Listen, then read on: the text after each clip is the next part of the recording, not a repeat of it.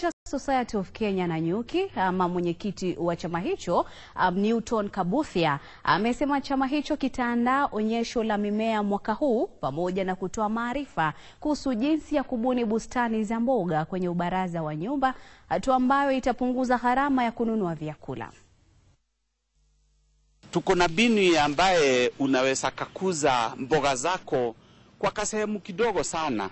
Hapo tu kwa ploti yako, hata unafanya ngunia, tuko na shamba la gorofa ambaye ni ngunia, unaweka mchanga, unapata kitunguu, unapanda nyanya, unapanda carrot, unapanda spinach yako, unapanda madharo, na yote inakuwa ni kitu ambaye unaweza kapata, sio lazima sasa uende kwa soko.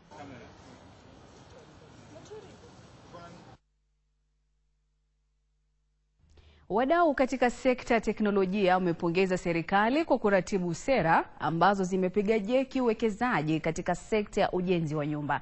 Akiongea na wanahabari, mkuu wa kitengo cha biashara katika kampuni ya teknolojia ya Paliax, Maureen Kimani, aliangazia jinsi juhudi za serikali zimefanikisha mazingira ya utekelezaji biashara kutokana na utumizi wa teknolojia katika sekta ya ujenzi wa nyumba.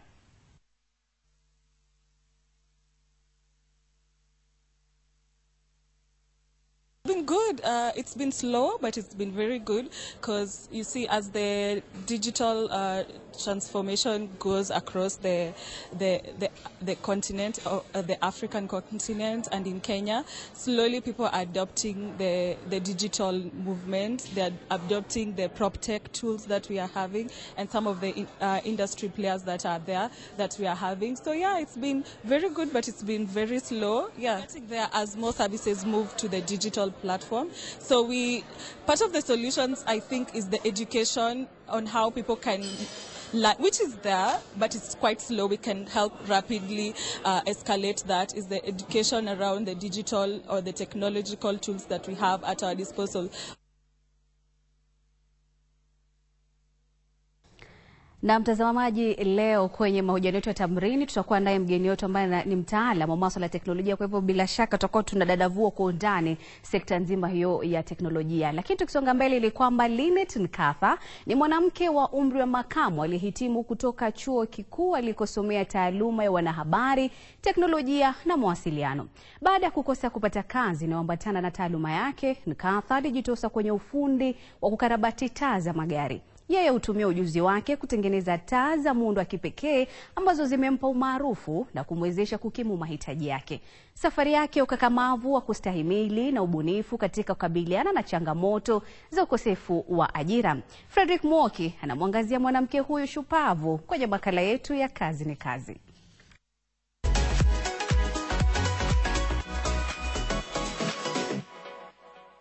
Jinsi rangi ungarisha na kupamba kuta, maisha pia yana mapambo yake, na hayo mapambo huchangiwa sana na kutia furaha katika kazi ambayo unaifanya. Kwenye makala juma hili nimepata nafasi ya kipekee ya kusemezana na dada wa makamu ambaye ni msanifu wa taa za magari. Anajulikana kama Linet Nkatha. Do with cars, we upgrade lighting systems za gari.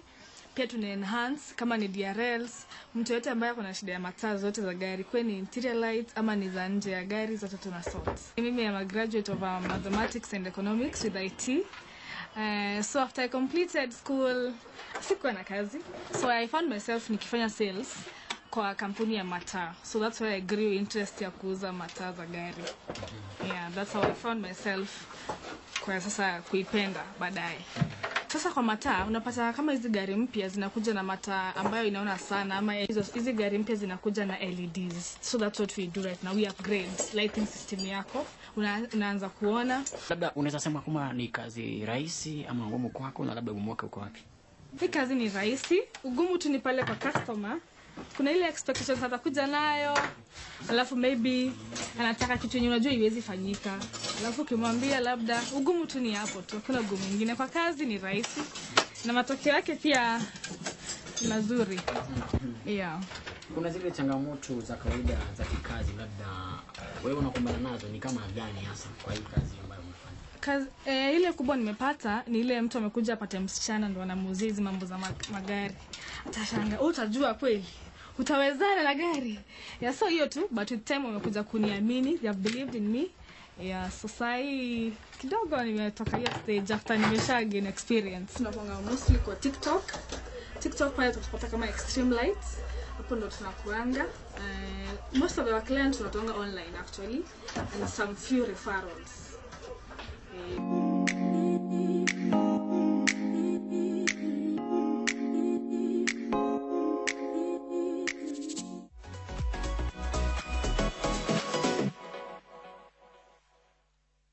Katika makala yetu kuhusu Ifahamu China, raia wa China sasa wanafurahia mawasiliano bora kutokana na matumizi ya mtandao wa kisasa wa 5G Advanced. Mtandao huo ambao umejikita kwenye maisha ya kila siku ya Wachina na kwenye sekta mbalimbali za kiuchumi, unatambuliwa kama kichocheo cha ustawi wa uwanda. Tazama.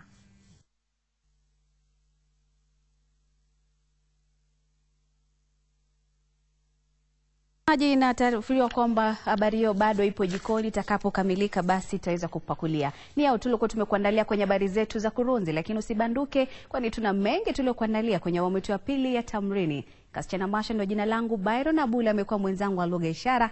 Tupatane upande wa pili.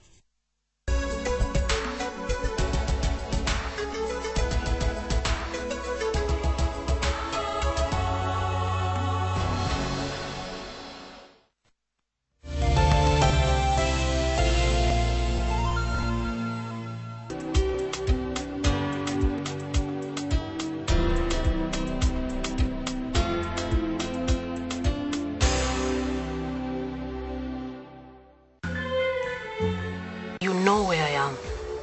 Just tell Dad. What do you mean he's complaining?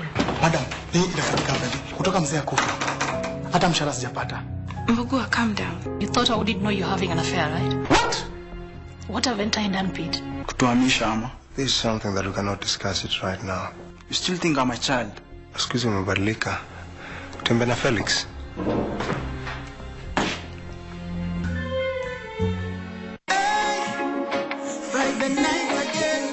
Greetings in the name of the Most High, Jah Rastafari. My good name is Marley Moses, the positive warrior, alongside... Yes, sir, DJ D-Rage, the baddest. Each and every Wednesday from 10 p.m. on KBC Channel 1 TV. Tunakuletea the biggest reggae party in 254 in a yard extra. Extra niceness of reggae music. Extra dose of entertainment. When the thing is nice, we have to do it twice.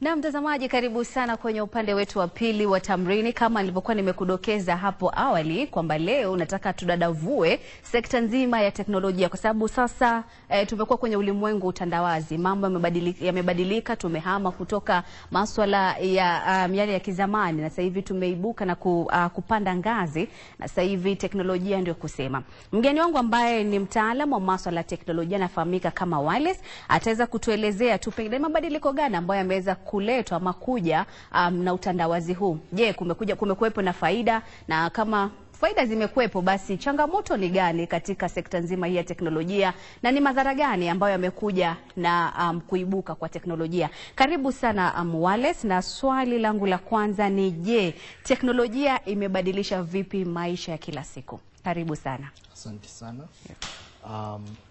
Teknolojia imebadilisha maisha kwa njia nyingi sana.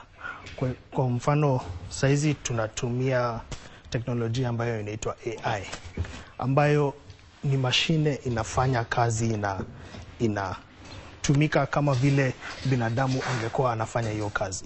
Kwa hivyo inarahisisha kazi, pia inapunguza gharama ya kufanya biashara.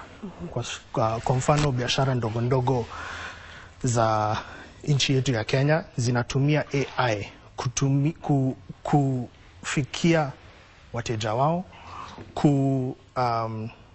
kukuza biashara na pia kuongeza mapato ya biashara. Okay. Na pale unapoketi, pengine ni teknolojia gani ambazo unadhani kwa mtazamo wako ambazo zimekuwa na athari kubwa zaidi katika jamii yetu? Teknolojia ni kama kitu chochote kwa hii dunia. Ina athari na ina manufaa. Kwa hivyo sasa kama AI inatumika kama nilivyosema kurahisisha utendakazi wa biashara. Lakini pia tunapata watu wanatumia hiyo AI kutengeneza video ambazo zinaleta changamoto katika jamii yetu. Kwa hivyo teknolojia ni kama kitu chochote kwa hii dunia, ina uzuri na ina ubaya wake. Cha muhimu ni zile policy na zile mikakati ambayo inawekwa ili hii teknolojia ikitumika haiathiri sana, ila inakuwa na manufaa zaidi.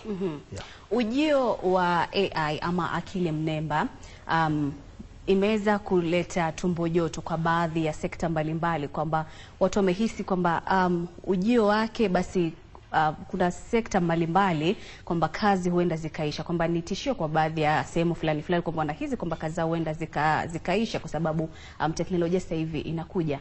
Pengine mtazamo wako ni gani? AI kile naweza sema ni haitaharibu kazi, bali itasaidia kazi. Kivipi? Kwa mfano mtu ambaye ana daktari hawezi tolewa kwenye utendakazi wa kutibu wagonjwa. Lakini kuna kazi ambazo inaweza saidia, kwa mfano kuhakikisha kuna data ambayo iko accurate na iko haswa, daktari anajua ili ndio ugonjwa anaenda kutibu. Na hivi ndivyo njia manufaa ya kutibu ugonjwa huo. Lakini ile shule daktari ameenda, ile masomo amepata haitaondolewa na utendakazi wa AI. So inaunganisha na haitenganishi. Yes. Na ukizungumzia swala zima la uhakiki, ni jinsi gani tunaweza kuthibitisha ujumbe ama kama ni mafunzo ambayo tunapata kutoka kwa mitandao mbalimbali, uhakiki ama ukweli ama uhalisia wa huu ujumbe ambao tunapata kutoka kwenye mitandao mbalimbali ya kijamii, je, tunaweza thibitishaje? Kama nilivyosema awali, mikakati ambayo ofisi za serikali zinatilia. Kwa mfano kuko na the Data Protection Act ya 2019 ambayo inasaidia mambo ya data na internet, lakini kuna ile hitaji ya wacha niseme kwa kimombo, kudeepen the policies. Kwa hivyo serikali ilizindua mikakati ya AI mwaka wa 2025 hadi 2030 mwezi wa Machi, na ilikuwa framework ambayo itatumika kuhakikisha AI Kenya inatumika kwa kupata manufaa yale mazuri ya AI. Kwa sababu hatuwezi sema kama Kenya tutangoja wengine waongoze that effort. Ni sisi tunafaa kuwa at the front line, kuhakikisha kwamba AI tunaitumia kukuza economy yetu, kukuza upataji wa kazi, na kama serikali iko na the bottom up economic transformation agenda, AI inafaa iwe mstari wa kwanza, kwa sababu shule kama nchi China na Amerika wamehakikisha kwamba kutoka grade 1 watu wanasoma mambo ya AI.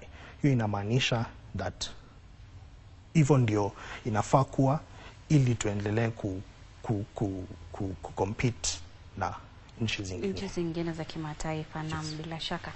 So umezungumzia swala la elimu. Natamani ningekuwa nimetayarisha hiyo video kwa sababu kumekuwa na video kadha wa kadha za wanafunzi ambao wamehitimu chuo kikuu wamemaliza. Lakini kuna video moja ilikuwa inasambaa kipindi cha nyuma kidogo. Huyu mwanafunzi alikuwa anasema